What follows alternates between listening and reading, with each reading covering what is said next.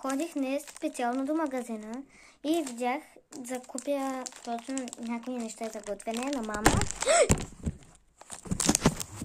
И реших и видях тези бомбони на Милка. За първи път ги виждам, никога не съм ги пробвала. И сега ще видим дали са вкусни или гнусни. Имаме вкусно или гнусно.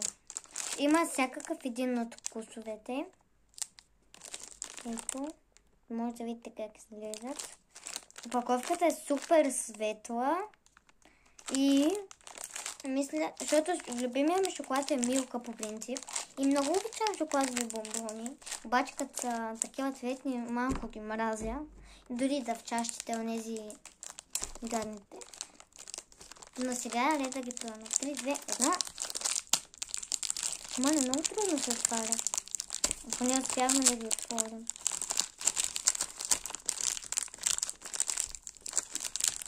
Опа.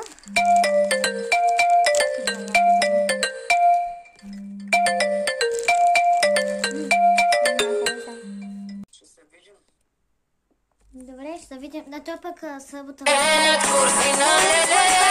Трябва да се обличаме, защото баща ми звъна. Така че трябва да сложим една рокля. Сега ще се обличим. Готови сме. Рокля, защото днес е 35 градуса. Взимаме се голямата чанта, която ми я завляли някъде. Обаче бомбоните са уникални и не мога да спра да ги ям. Поне имам още толкова с пакета. Това е раницата. Оставим. Това ще имам седи мишето. Ето го. Сме го вътре.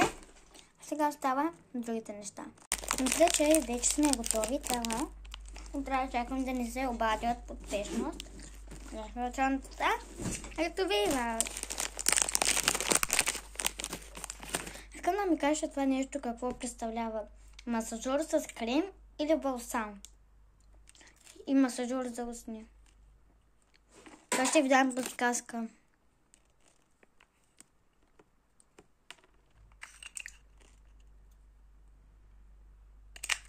Ето пред вас какво е.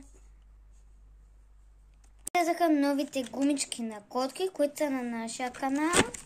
Има разни гумички за триене на оливи, на котки. Ето, вижте ги, може. Сега ще ви изкарам и още една гумичка от пакета.